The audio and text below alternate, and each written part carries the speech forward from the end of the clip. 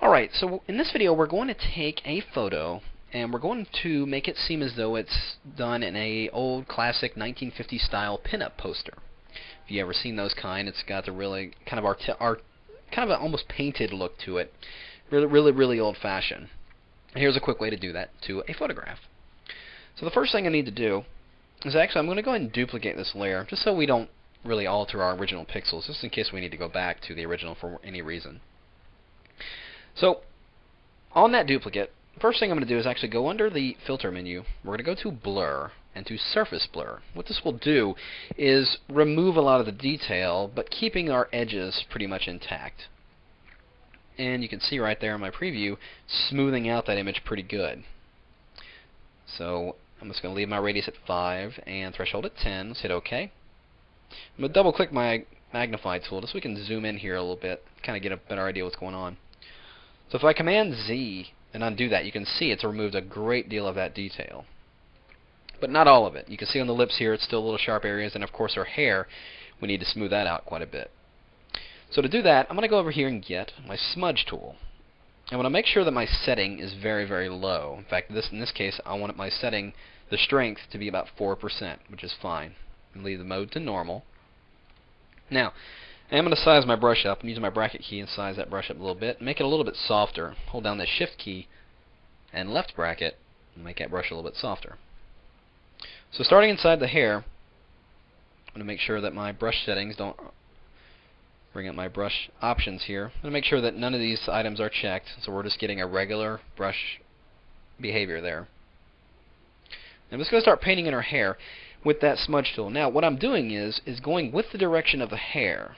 And that's why I'm using a smudge tool, because it's almost as if I'm blurring in it, almost like you do like a directional blur on a brush in a sense. So at this very low setting, I can really just kind of remove that detail in her hair, and you can see it kind of leaves me with almost like a painted effect to it, which is exactly what I want.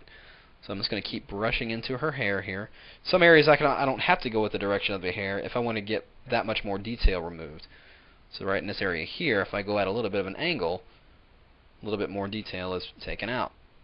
And of course we'll just go in here and continue to really brush out a fair amount of that detail.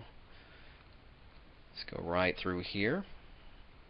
Now for the sake of demonstration and time, I am certainly going a lot faster on this, but if you were doing this as a finished piece, you'd probably want to spend just a little bit more time with it, depending on the nature of your image. So let's do that. Alright. So that'll be it for the hair. Now let's move on. Let's go to her lips here. In fact, I'm going to zoom in there just a little bit. Back with my smudge tool, I'm going to make a much smaller brush, and going just slightly with the direction of that glare, just kind of brush out some detail. Could go side to side just a little bit, just to give it a little bit more of a painted edge kind of look there. There, that's not too much, just a little bit. Maybe let's smooth out the teeth in there just a little bit. That looks pretty good. Alright, so I'm going to zoom out now. So we've smoothed out all that detail. Now I'm going to duplicate that layer, and then I'm going to change that layer's blending mode to overlay. And that will really increase the saturation of those colors a little bit there. Now I'm going to load the luminosity of this image as a selection by pressing Option Command, then the tilde key, which is that little wavy line on the image. Then I'm going to invert this selection by pressing Shift Command I, and that will invert it. Then I'm going to copy that selected area of this layer to its own layer by pressing Command J. Just like that. Now, this particular layer that's got that area selected on there, I'm going to change its blending mode to Vivid Light. And that will increase that area a little bit more, but it's isolated it only to those areas that I've copied to the layer. So it's not doing it quite as harsh. Now, I'm going to load that layer as a selection, and then I'm going to create a new layer on top of that one. And this time I'm going to fill that selection with white. And then I'm going to deselect that. Then I'm going to change this layer's blending mode to soft light. So you can see that blending modes are playing a huge part in achieving this effect. Let me zoom in a little bit here. You can already start to see we're getting a pretty convincing look already. But we're not quite there yet.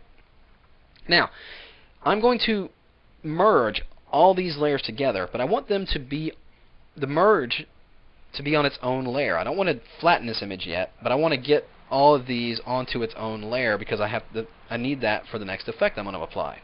So I'm going to hold down the Option key, Alt on the PC, and go into my layer menu here, and we're going to go to Merge Visible. But holding down that Option key will actually put a merge copy on its own layer, as you see right there in the Layers palette. Now, I'm going to get my, let's zoom out here a little bit. I'm going to get my eyedropper tool right here, and I want to select this. Do you see this red color inside her palm? It's really the only area I found in the image that has this kind of tone, this skin tone on it. I'm just going to sample that color, and you see that red right there. I'm going to leave the background color as white because the filter I'm going to apply will use those two colors. So with that active layer, go under Filter, go to Sketch, and we're going to go to Photocopy. And we're going to get this big window here. It might go all the way off screen so you can't really see it, but you can see I'm going to leave the detail and the darkness settings to 5 each. And you can see it's using that foreground and background color to kind of give me, an outline look, just kind of fill in those really dark highlighted or dark shadowy areas. So I'll hit OK. Then I'm going to change that layers blending mode to multiply. Now it's a subtle change, but if I turn it on and off, you can see it's giving me a little bit more detail in there. So that's very important. Now, I want to enhance the makeup on her face just a little bit, so I'm going to create a new layer. And I'm just going to sample that color on her face. Actually, let's sample this red again. I'm going to change this layer's blending mode to color. Let's go get a brush. Let's get a really soft brush, but not quite that big. And I'm just going to touch in on her cheeks here a little bit. I'm not worried about how saturated it looks because I can adjust the opacity on that one. So I got her cheeks. Let's enhance that eye makeup a little bit. So let's get a little bit of a blue color here. Make that brush a little bit smaller. Let's just brush that in. Yep, we're definitely going to drop that opacity, aren't we? So let's go over here and let's use the scrubby slider and just drop that opacity down quite a bit. So it's enhancing it, but not too much. Don't want to make it a little too much there. So that looks pretty good. So now I'm going to create a new layer on top of that. I'm going to fill that layer with 50% gray, pressing Shift-Delete, and get my fill dialog here, 50% gray. I'm going to go under Filter, and we're going to go to Texture, to Grain. We want to give it kind of a little grainy look. And these settings are already applied from my last time, but here you can see I have intensity set to 40, the contrast to 15, and I'm using the enlarged grain type right here. So, with all those settings in place, I'm going to hit OK. And you can see it's applied that texture. Now, of course, the resolution of your image will certainly determine how much of this grain will be applied. So you'll have to experiment with it a little bit, which is what I had to do to achieve those settings here. Now, the noise you see is in color. It's got some color variations going on there. I don't really want that in color, so I'm going to remove that color information by pressing Shift Command U. Then, simply change that layers blending mode to overlay. So if I zoom in here a little bit, if I turn that noise layer on and off, you can see it kind of gives me a really grainy, kind of aged look to it. And that pretty much completes the effect. I mean, there it is. It's a pinup girl effect. But when I got to this point, I'm thinking, well, I could take it a step further. Because a lot of the pinup girl posters, you see them on really old, aged paper or kind of a yellowish or, kind of an aged background. So let's do what we did a while ago. Merge all these layers onto their own layer. So holding down that Option or Alt key, let's go into that layer menu, go to Merge Visible, and we'll drop it on its own layer. Then I'm going to create a new layer right beneath that one by holding down my Command key, clicking on the new layer icon. And let's go into our color picker and let's get, just a kind of an old yellowish look. Something like that. And of course I can change this after the fact. I mean, again, this will come into some experimentation. And it doesn't have to be yellow. I mean, you can certainly try all kinds of different old-fashioned colored backgrounds. So I'll hit OK. I'm going to fill that layer in there. Then I'm going to go back to this merge layer and simply change its blending mode to multiply. And there you can see we've got that pinup girl effect, but now it's up against the color, which kind of gives it a faded, aged look to it. So in just a few short steps, we've gone from this simple photograph to this pinup girl effect. In just a few layers, a few blending modes, a few simple techniques, you can have your own pinup girl effect on virtually any photograph.